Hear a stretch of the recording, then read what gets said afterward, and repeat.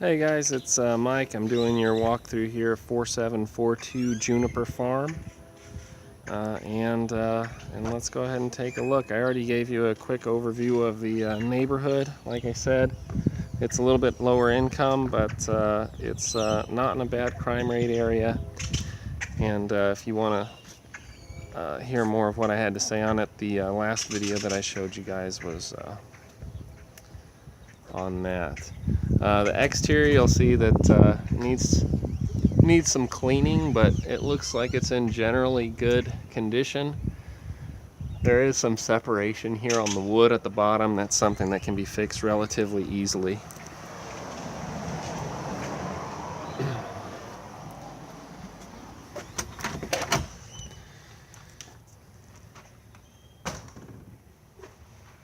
Okay. From the front entrance, you can see all the way to the back wall here. It's not a very deep house. There's an entry room here that they're using as a sitting room. They've upgraded all the floors. This is all, it's kind of hard to tell in this house whether this is fake plank flooring or not. They did it really well one way or another, but it is the wooden style floor. There's just a coat closet coming right in out of the entry room, and the half bath is between the entry room and the living room. In this area, it's just kind of nice to not have the half bathroom connected directly to the kitchen. So when I walked in, one of the first things I noticed was there's a little bit of separation here along the wall, and you can see there's a little bit of bowing off of the edges of some of the features here. Not a huge concern in this property, but definitely something that the inspector will have to look at pretty closely.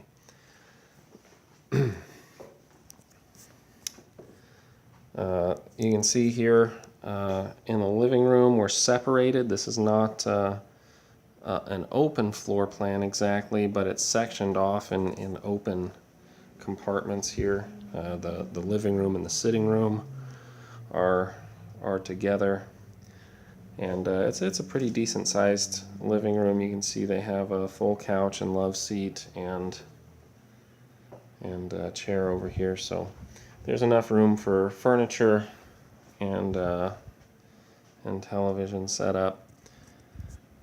Coming into the kitchen, you'll see that the kitchen and dining room areas, again, another section of the house that they kept together. There was no real damage to speak of in the kitchen. There's a little bit of damage to the doors and whatnot, but no major damage structurally to the house. The kitchen area is in two sections. You have the island and L-shaped counter, and then to the other side where the refrigerator is, you have another counter section in that space.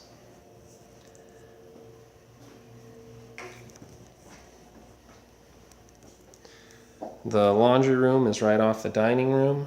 It's all tiled. Again, there are little holes, but no significant signs of any structural damage. This is just wear and tear damage, so not a huge concern.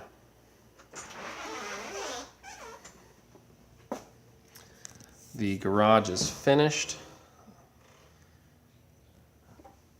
and it is plumbed for water softener. I'll check the documents to see if the water softener is going to stay or if they're taking it with them. In either case, the real concern is whether or not there was plumbing for a water softener, and there is, so that's good news.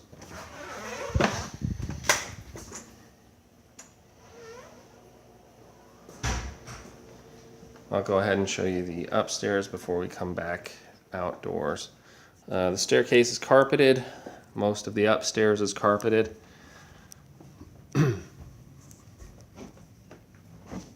And I was going to show you again a little bit of wear and tear damage, but no structural problems that I can see down here. The carpet is sort of a bare bones carpet. It's not dirty. It looks to be in good condition, but it's not one of the better carpets out there. It's pretty thin, not real soft. When you get to the upstairs, you find more of the little damage, a few pinholes here.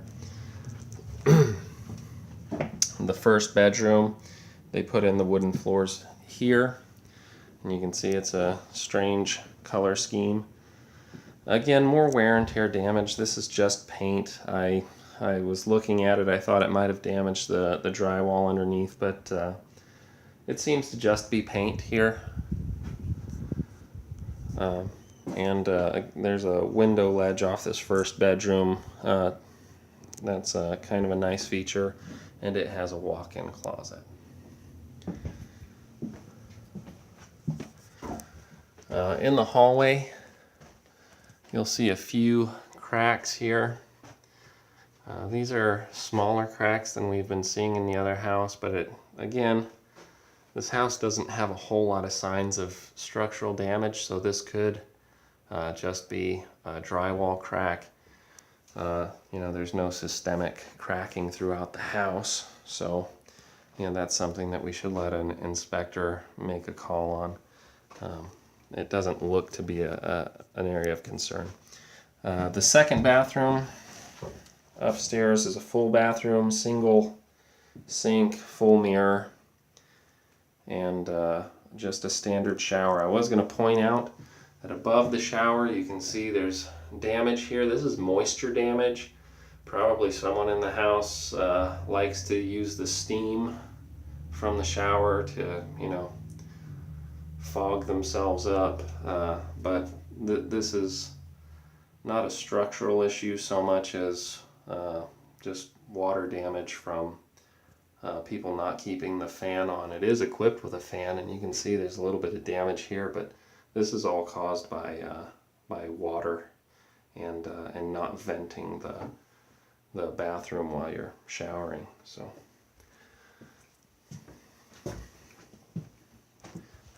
there's some chipping here, and you'll see there's a little bit of damage on the side here to the entrance to the attic.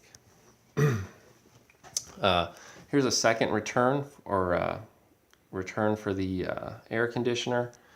So this is a dual system AC, so you actually have two AC units, and that's pretty good in a house this size. It allows you to zone an upstairs and downstairs air conditioner. Coming into the second bedroom, you'll see that there's damage to the door here. It's not significant damage, but this is a hollow door, so fixing it is not really in the question. They'll either have to replace the door, or you guys will have to replace the door. We can talk about that when we talk again. It's a pretty nice sized room. This is a queen sized bed. They had enough room for a chair and a nightstand over here. There's certainly enough room for a dresser on the other side. There's one large window that points out into the backyard. This also has a walk-in closet upstairs.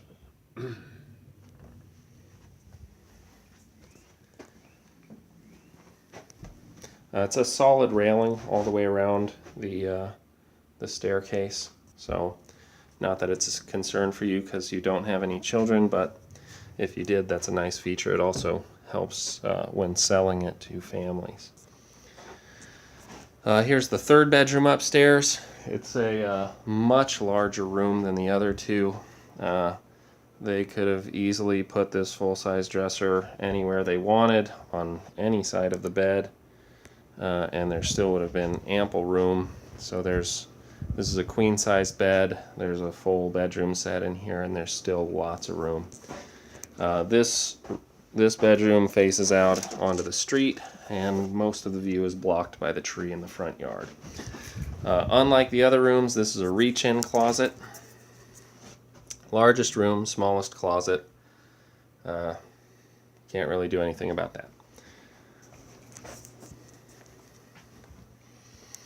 Okay, moving into the master bedroom.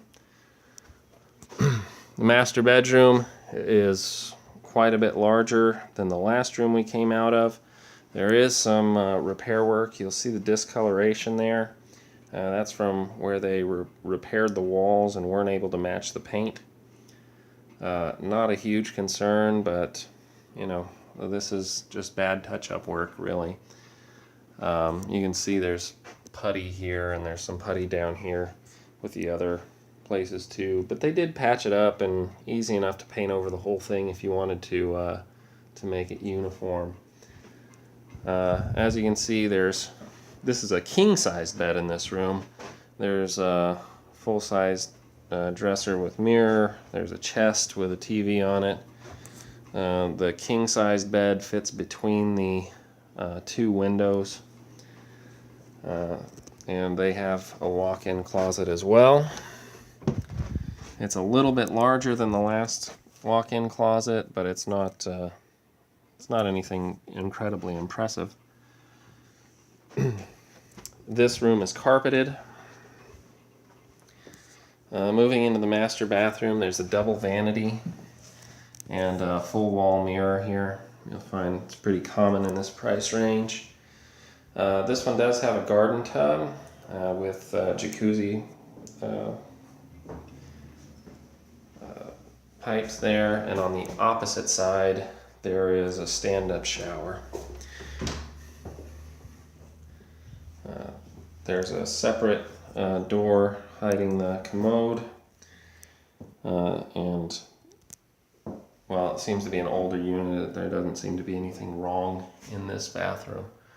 Again, there's some little wear and tear damage along the door frames, wear and tear damage along the side here where again they patched a hole.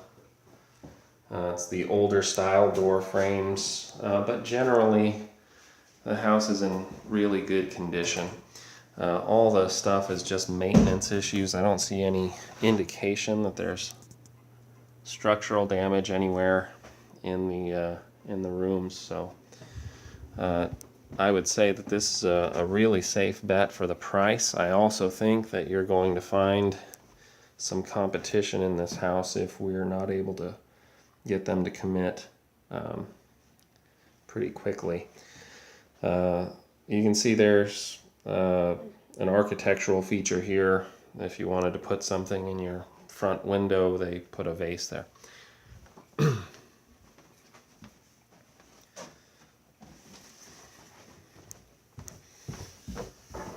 I'm going to go ahead and come back through the rooms, downstairs into the backyard.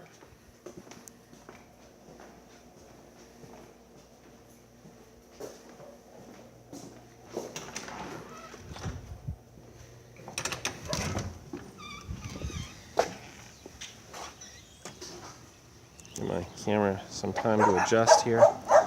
You can see that it's a pretty decent sized backyard. Most corner lots are going to be a little bit taller than the rest, or I'm sorry, wider than the other lots around it. So you are going to have one of the larger backyards. There's I believe that's a 10-foot diameter trampoline there. So you know, you can get a little bit better idea of just how large the yard is. There's plenty of room back here.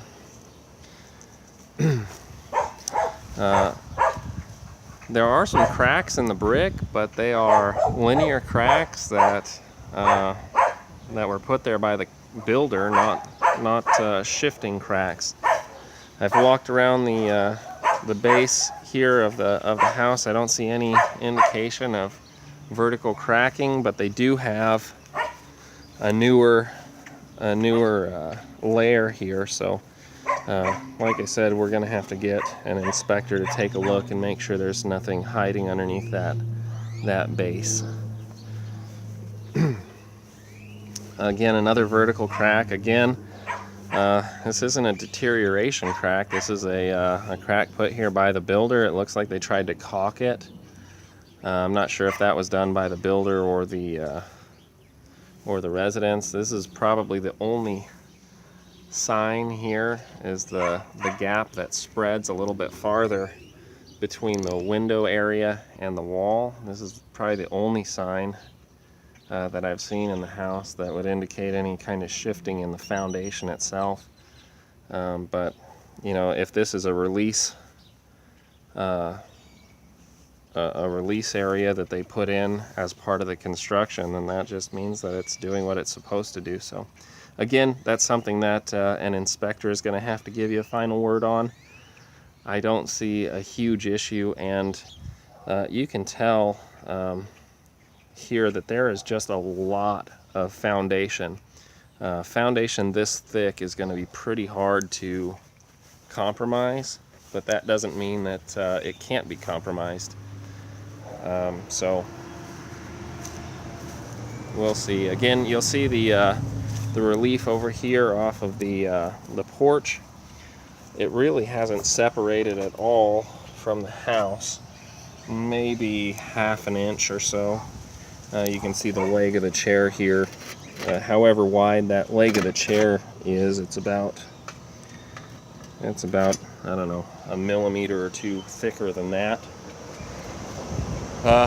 The air conditioning units are a little bit older, but they seem to be doing their job just fine. They do need to fill in the hole there to stop critters from getting between the air conditioner and the back of the fascia of the house.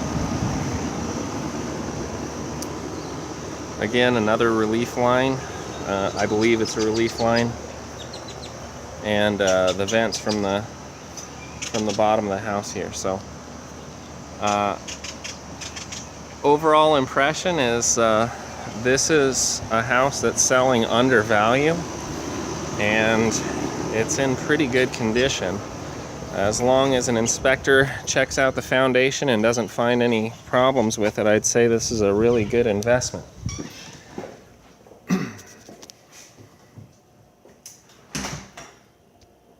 So that is all I have on this house, and I'll go ahead and collect some information and upload this videos, and hopefully we can get a response to our offer fairly quickly. So give me just a few minutes and I'll call you.